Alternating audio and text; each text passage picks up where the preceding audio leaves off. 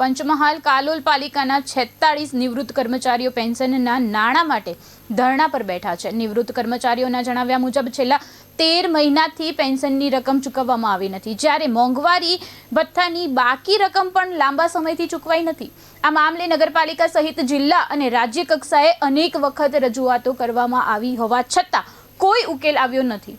અગાઉ મુખ્યમંત્રી કાર્યાલય, શહેરી વિકાસ અને શહેરી ગૃહ નિર્માણ વિભાગ સહિતના અધિકારીઓને પણ લેખિત રજૂઆત કરવામાં આવી હતી અને મુખ્યમંત્રી કાર્યાલય દ્વારા સંબંધિત વિભાગને નિયમાનુસાર કાર્યવાહી કરવા પત્ર મોકલાયો હતો, છતાં હજુ સુધી બાકી નાણાં ચૂકવાયા નથી। નિવૃત્ત કર્મચારીઓનું કહેવું છે કે પેન્શન તેમના પરિવારના ગુજરાનનો મુખ્ય આધાર છે અને લાંબા સમયથી પેન્શન નહીં મળતા દવા સહિતના દૈનિક ખર્ચામાં પણ મુશ્કેલી પડી રહી છે। પેન્શન તથા મોંઘવારી ભથ્થાની બાકી રકમ તાત્કાલિક ચૂકવવાની માંગ સાથે 46 નિવૃત્ત કર્મચારીઓ ધરણા પર બેઠા છે અને યોગ્ય નિર્ણય નહીં લેવાય તો આંદોલન વધુ ઉગ્ર બનાવવાની ચીમકી ઉચ્ચારી છે।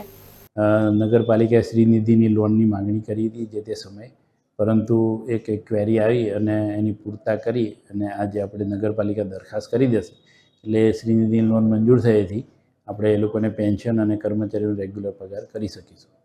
નગરપાલિકાની જે આર્થિક પરિસ્થિતિ જે રૂટીન હોય છે એના કરતાં નગરપાલિકાના ખર્ચા અને એનું બેલેન્સ જે હોય એ અત્યાર સુધી ચાલી રહ્યું હતું, પરંતુ આવક કે અન્ય ખર્ચા એ બધું જોતાં સમયસર પેન્શન આપણે ચૂકવી શક્યા નહીં। આ નગરપાલિકા ઉપર પેન્શનનું ભારણ નગરપાલિકા ઉપર આવે છે, જ્યારે આ સરકારનું પેન્શનરો નથી, એમ નગરપાલિકા જે તે અમે તો એમને 1 મહિનાનું પેન્શન અત્યારે રિલીઝ કરી દીધું છે। એક જે ઉપલબ્ધ હતું એ તો એમને બધાને વિનંતી છે કે આ રીતના સુખદ પોતાની રીતે